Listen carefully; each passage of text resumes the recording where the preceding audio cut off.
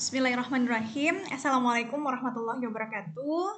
Ya, puji dan syukur kepada Allah Subhanahu wa taala, kita masih diberi kesempatan kesehatan hadir dalam perkuliahan secara daring pada kesempatan ini. Salam dengan salam marilah kita panjatkan kepada Nabi besar Muhammad sallallahu alaihi wasallam. Allahumma shalli ala sayyidina Muhammad wa ala ali sayyidina Muhammad. Oke, topik kita selanjutnya setelah gastrulasi yaitu neurulasi, selaput ekstra embrio dan plasenta. Oke, bersama Ibu Yosi Laila Rahmi, MPD. Learning outcome atau capaian pembelajaran kita pada hari ini, mahasiswa mampu memahami konsep-konsep dan menjelaskan proses neurulasi, pembentukan selaput ekstra embrio dan plasenta, serta fungsinya masing-masing dalam perkembangan embrio. Ada 3 bahan kajian yang penting di sini, yaitu neurulasi, amnion, korion, allantois, dan kantung York yang merupakan selaput ekstra embrionik. Kemudian yang ketiga, struktur dan macam-macam plasenta. Untuk pertemuan kali ini kita hanya membahas 2 bagian, yaitu neurulasi dan selaput ekstra embrio yang terdiri dari amnion, korion, allantois, dan kantung York. Oke, kita akan melihat gambaran umum dari neurulasi. Neurulasi ini adalah tahapan setelah gastrulasi yang merupakan proses pembentukan neurula. Tahap neurula merupakan tahap pembentukan bumbung saraf atau neural tub. Oke, tahap ini diawali dengan pembentukan keping saraf atau neural plate dan diakhiri atau berakhir dengan menutupnya bumbung saraf atau neural tub. Oke, selain pembentukan neural tub itu, ada lagi pembentukan yang lainnya. Yang pertama ada pembentukan notochord, ada pembentukan somit atau epimer yang disebut juga mesoderm dorsal, dan juga pembentukan mesomer atau mesoderm intermediate, dan hipomer atau mesoderm lateral. Oke, bisa dilihat di sini neurulasi. Ya, nanti ini dipengaruhi oleh adanya induksi notochord pada ektoderm. Prosesnya ada penebalan, lempeng, lipatan, alur menjadi buluh. Sini notochord, ya neurulasi. Tadi diawali dengan apa? Pembentukan neural plate. Ya, lalu neural fold. Nanti ada neural crest, ini bentuk lempeng ya kalau plate. Ya, lalu ada lipatan, neural fold, membentuk alur, sampai membentuk buluh neural tub. Ya, ini bentuk akhirnya neural tub ini atau buluh saraf. Ya, dia akan membentuk apa saja neural tub ini? Membentuk otak. Apa lagi? Kelenjar hipofisis posterior, kemudian medula spinalis, saraf motorik, dan retina mata. Ini neurulasi. Ya. Ini yang Ibu sampaikan, selain pembentukan neural tub juga ada yang lain, yaitu pembentukan notochord, ada apalagi ada mesoderm intermediate di sini, kemudian ada somit, ya, ada neural crest. Dan ini ya prosesnya, ini neural plate.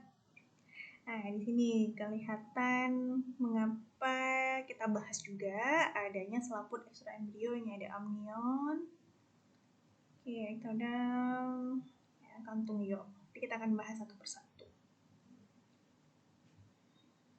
Ya, secara garis besar neurulasi terbagi atas 2 bagian. Yang pertama, neurulasi primer. Yaitu di sini terjadi diferensiasi lempeng saraf. Ya, kemudian pembentukan lipatan saraf, setelah itu pembentukan alur saraf. Oke, di sini gambarnya, dan juga terakhir penutupan lipatan atau alur saraf membentuk buluh saraf. Sedangkan neurulasi sekunder di sini terjadi pada daerah di atas neuropor posterior. Ya, pada daerah lumbar dan ekor, dimulai dengan pembentukan sumsum, kemudian kavitasi dari sumsum membentuk rongga bulu saraf. Oke. Silakan dilihat contoh masing-masingnya neurulasi pada hewan. Ada yang pada amphioxus, amfibi, ya, mamalia, nanti bisa dibandingkan. Kita lanjut ke selaput ekstraembrionik. Ini ada korion, amnion, embrio. Embrionya di sini ya. Oke, kelihatan nih korion, amnion, allantois, kantung York. Kita akan melihat apa gambaran umum dari selaput ekstraembrio. Selama perkembangan lanjut banyak terjadi perubahan dalam embrio seperti pemisahan tubuh embrio dari bagian ekstraembrio. Pada hewan amniota, apa saja hewan amniota? Reptilia, burung atau aves, dan mamalia. Ya, bersamaan dengan proses pemisahan tersebut terbentuk selaput ekstraembrio. Ada 4 macam selaput ekstraembrio, yaitu amnion, korion, kantung York, dan allantois. Oke, kita akan melihat di sini untuk amnion dan korion merupakan gabungan dari lapisan ektoderm ditambah mesoderm somatis yang dikenal dengan istilah somatopleura. Sedangkan untuk kantong York atau kantong kuning telur dan allantois ini berasal dari lapisan endoderm, gabungan dari lapisan endoderm dan mesoderm splagnis, disebut dengan splagmopleura. Oke, bisa dilihat gambarnya. Ya, amnion fungsinya sebagai pelindung. Ini embrio ya, kemudian allantois untuk ekskresinya ya, dan juga pertukaran gas. Lalu ada korion di sini yang berwarna ungu ya, untuk pertukaran gas, dan kantung tuning telur. Ya, ini zat-zat makanan. Oke, telur amniotik ini memiliki membran ekstraembrio dan cairan yang melindungi dan menghidrasi embrio. Adaptasi ini merupakan karakteristik dari hewan amniota, yaitu reptil, burung, dan mamalia, dan memungkinkan perkembangan dalam suatu lingkungan kering, sehingga memungkinkan vertebrata untuk bereproduksi di darat. Ini sebagai pembeda dengan hewan-hewan yang bereproduksi di akuatik. Oke, tadi sudah dijelaskan juga apa fungsi selaput ekstraembrio. Ada untuk nutrisi. Nutrisi apa kira-kira? Fungsi dari apa? Kantung York. Ya, kemudian proteksi. Proteksi. Oke, lihat lagi, kita lihat ya, ekskresi. Ya, ada 2 macam, yaitu seluler, lapisan lembaga, dan non-seluler, selaput telur. Ini fungsinya untuk menjelaskan adaptasi evolusioner, ini perkembangan dari akuatik ke terestrial.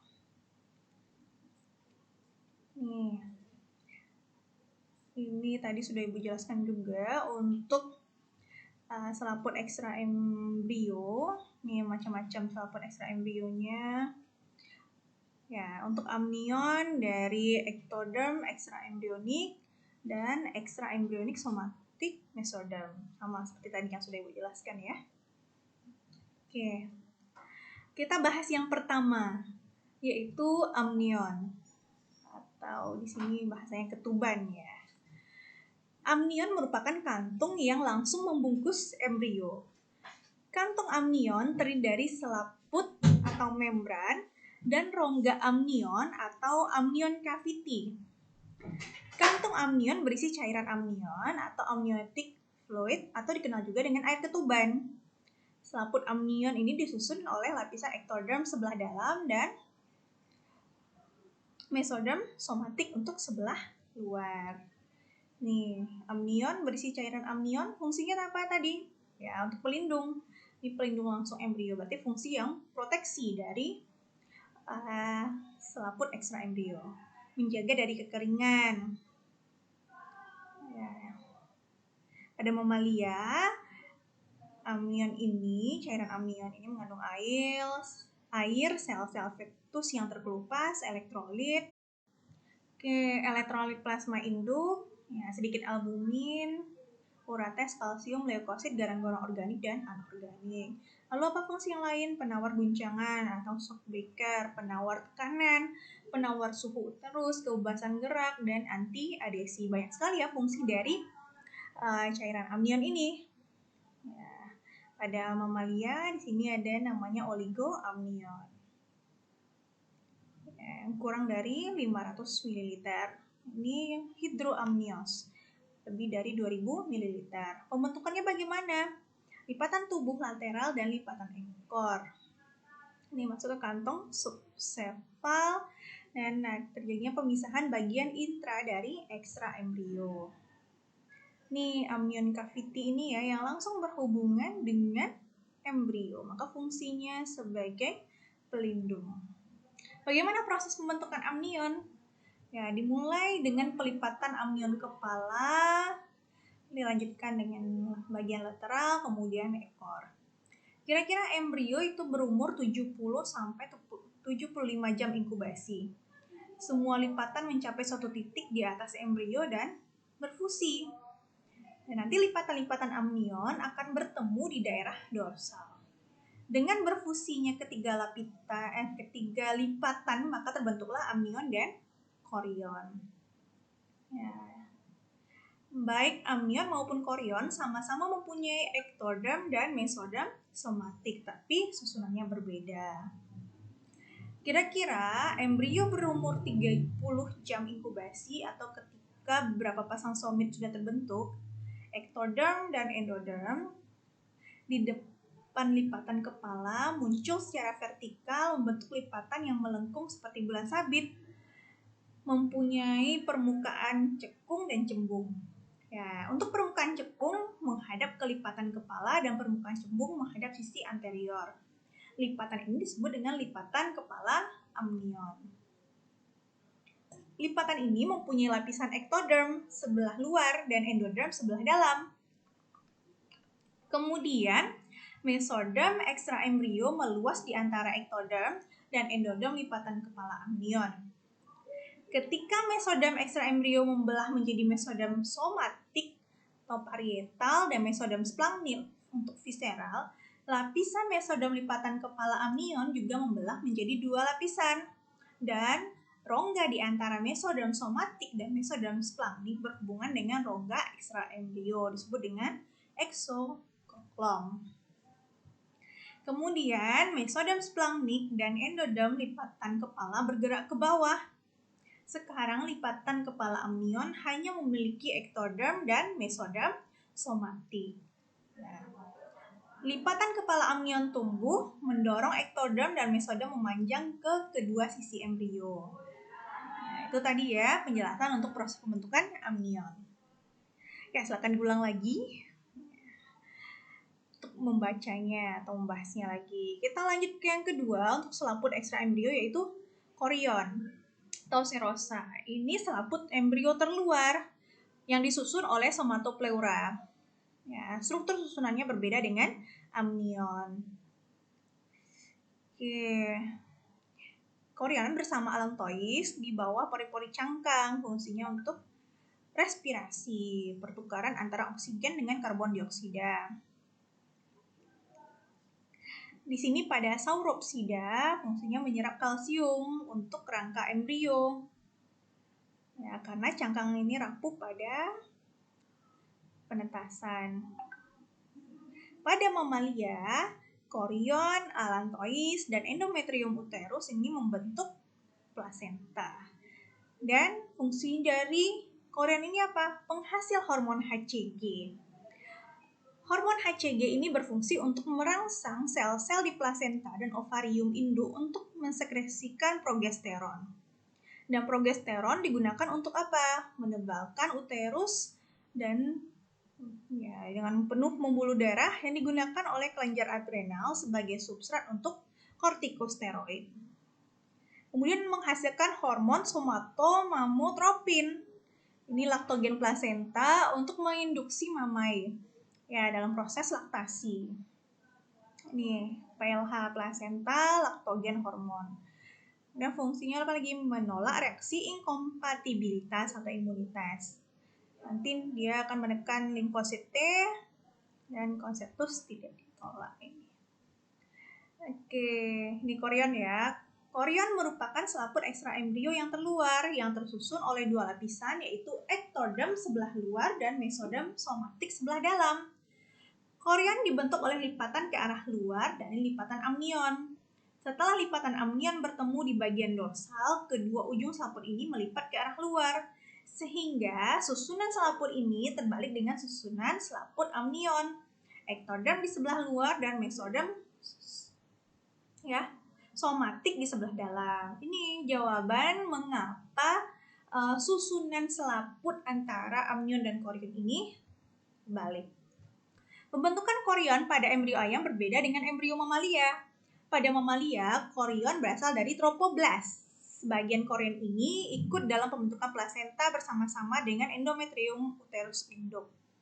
Sedangkan korion dan allantois membentuk kombinasi menjadi suatu selaput yang disebut dengan korioallantoid membran.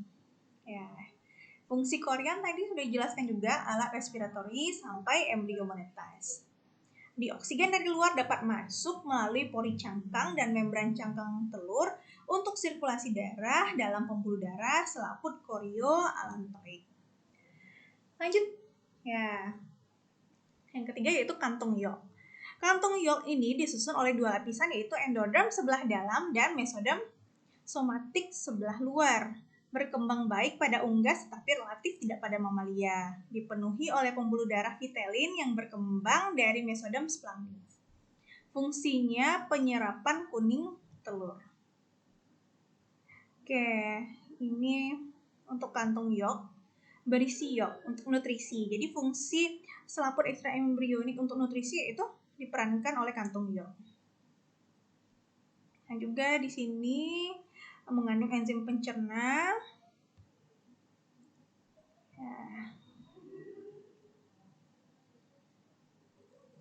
Bisa dilihat juga ya. Dan yang terakhir allantois, yaitu disusun oleh splangnopleura. Evaginasi dari usus belakang lipatan ekor somatopleura. Pada apes, kantungnya membesar. Di bawah cangkang kapur berpori dengan korion berperan sama ini dalam respirasi, menampung sampah-sampah metabolisme, itu berupa urea, asam urat. Pada mamalia, contohnya babi, ini kantong allantoisnya besar, yang banyak sampah. Ini berbeda dengan apes. Manusia, untuk allantois ini hilang atau menyempit. Ya, di Mesoderm splanknis. Dan nanti tangkai allantois ini membentuk vesika urinaria. Mana sebenarnya berasal dari kantung allantois ini evaginasi ventromedian usus belakang. Dindingnya dua lapis, yaitu dari endoderm usus dan mesoderm splanknis. Ini kayak pembuluh darah. Pada reptil dan burung, selaput korioallantois dengan dinding dalam kulit telur ini menghasilkan kapiler darah langsung berhubungan dengan udara luar. Pada hewan yang besar terbentuk hari ke-24 sampai 28. Nah, di sini bagian apexnya menyempit dan ini pembuluh darah. Ini ujung korioallantois necrotis. Untuk korioallantois ini bintik atau garis berwarna putih, endapan kalsiumnya pada sapi 60 sampai 90 hari. Fungsinya apa? Untuk kantung urin ekstra embrional, cairan urin. Hasilkan asam urat. Paru-paru ekstra embrional, bagian luar ini allantois ada area vaskulosa. Lalu untuk mencerna albumin pada reptil, burung dan mamalia bertelur. Dan bagian plasenta fetus. Untuk allantois ini menghubungkan, di sini ada tangkai allantois, ini menghubungkan allantois dan usus belakang. Tangkai allantois ditambah tangkai kuning telur, ini disebut dengan tangkai perut atau belly stalk. Daerah di sekitar tangkai perut banyak pembuluh darah yang masuk dan keluar tubuh fetus. Di sini disebut dengan cincin pusat.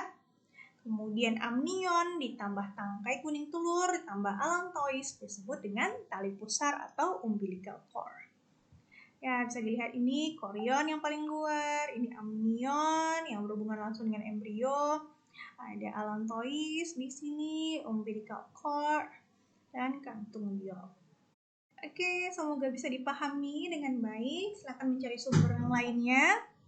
Ini referensi kita dan bisa banyak sekali sumber-sumber tentang neurulasi dan kultur ekstra embrionik ini. Kita cukupkan sekian. Jazakumullah khair kasir. Wabillahi taufiq wal hidayah. Assalamualaikum warahmatullahi wabarakatuh.